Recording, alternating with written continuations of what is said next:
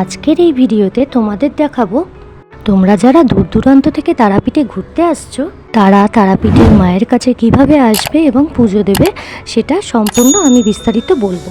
কিভাবে খুব কম খরচায় গাড়ি ধরে রামপুরহাট স্টেশন থেকে বা তারাপীঠ স্টেশন থেকে তোমরা মায়ের কাছে মন্দিরে চলে আসতে পারবে খুব সহজেই, এবং কিভাবে 2 মিনিটের হাঁটা পথে মায়ের মন্দিরের খুব কাছেই ঘরও পেয়ে যাবে, যাতে খুব কাছাকাছি থাকলে তোমাদের মায়ের মন্দিরে পুজো দিতেও সুবিধা হয়। আজকে থাকার যে ঠিকানাটা আমি তোমাদেরকে বলবো সেখানে খুব কম খরচের মধ্যে তোমরা থাকতে পারবে। এইখানে থাকলে কিন্তু প্রচুর টাকা তোমাদের সেভ হবে। নমস্কার বন্ধুরা, আমি তোমাদের রিয়া। আমার নতুন আরও একটি ব্লগে তোমাদের স্বাগত জানাই।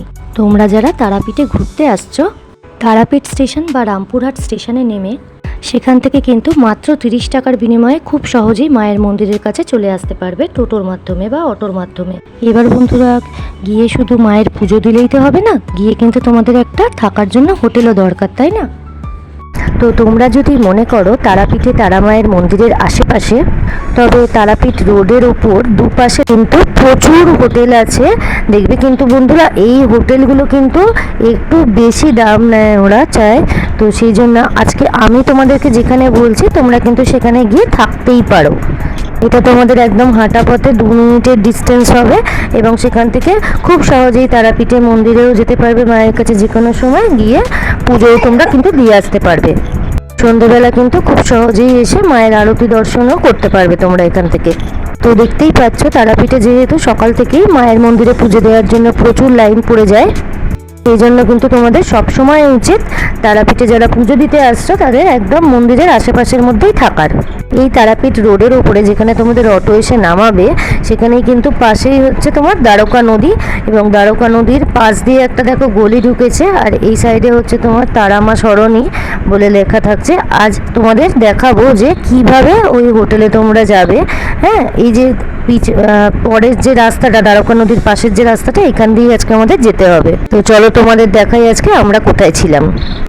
আমরা ছিলাম স্বামী প্রণবানন্দ মহাচার্যের ভারত সেবাশ্রম সঙ্গে। এদের মন্দিরটা ওদের পাশেই রয়েছে দেখো বন্ধুরা। এবার চলো বন্ধুরা, আমরা ভারত সেবাশ্রম সঙ্গের ভিতরে ঢুকবো, প্রবেশ করব, এবং ওদের ঘরদোর কিরাম রয়েছে, কিরাম কি প্রাইস রয়েছে সমস্ত কিছু ডিটেলসে তোমাদেরকে জানাবো। সঙ্গে থাকো এবং দেখতে থাকো।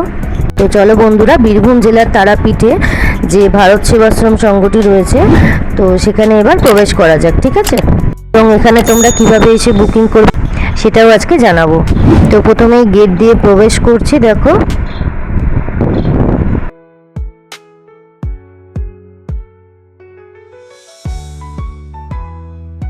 ভারত সেবাশ্রম সঙ্গে প্রথমেই প্রবেশ করেই কিন্তু বাঁদিকে তোমরা এই অফিস ঘর দেখতে পারবে।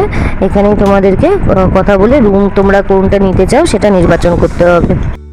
এখানে ওদের কিছু রুলস অ্যান্ড রেগুলেশন আছে, নিয়মাবলীগুলো একটু একবার চোখ বুলিয়ে নেবে, যেরকম আমি দেখিয়ে দিচ্ছি তোমাদেরকে। তোমরা চাইলে পজ করে একবার দেখে নিতে পারো এই জায়গাটা। দেখতেই পাচ্ছ, পরের দিন সকাল 9টা থেকে 10টার মধ্যে কিন্তু তোমাকে রুম ছেড়ে দিতে হবে, এবং আশ্রমের গেট ভোর 4টের সময় খুলে যায় এবং রাত 10:30 পর্যন্ত কিন্তু খোলা থাকে। কাজেই চেষ্টা করবে ঘুরে টুরে তোমরা যত তাড়াতাড়ি সম্ভব রাত্রিবেলা 10:30টার মধ্যে ঢুকে পড়ার। চলো বন্ধুরা, এবার আমরা যে রুমটায় ছিলাম সেই রুমটা তোমাদেরকে দেখাবো গিয়ে। তো এখানে যেরকম দেখতে পাচ্ছ, এখানে যেরকম সুবিশাল যে বিল্ডিংগুলো করা রয়েছে সেখানে, সেই রুমগুলোর প্রাইস কিন্তু একটু বেশি রয়েছে, এবং প্রত্যেকটি রুমের ভেতরে গদি বালিশ সব কিছু দেওয়াই রয়েছে আগে থেকে। তো বন্ধুরা, আমরা এই নিচের রুমগুলোই ছিলাম। দেখো বন্ধুরা, আমরা যে রুমটায় ছিলাম এটা হচ্ছে রুম নাম্বার 2। চলো ভেতরে প্রবেশ করি, দেখাচ্ছি রুমটা তোমাদেরকে। দেখো এখানে একটা খাট রয়েছে, আমাদের ব্যাগটা আমরা এখানে রেখেছিলাম, সামনে একটা জানলা, পাখা, ঠিক আছে। এদিকে একটা লাইট ছিল। রুমটা মোটামুটি ঠিকঠাকই ছিল। আমরা যেহেতু স্বামী স্ত্রী আর আমার 2 ছেলেকে নিয়ে গেছিলাম, তো 2 দিনের জন্য রুমটা মোটামুটি ঠিকই ছিল। এই রুমটার ভাড়া পড়েছিল আমাদের মাত্র 100 টাকা। ভিডিওটা কেমন লাগলো অবশ্যই জানিও বন্ধুরা। ভালো লাগলে অবশ্যই লাইক, শেয়ার, কমেন্ট এবং সাবস্ক্রাইব করো। দেখা হচ্ছে আবার পরবর্তী নেক্সট ভিডিওতে। ততক্ষণ সবাই সুস্থ থেকো, ভালো থেকো, এবং আজকের মতন টাটা।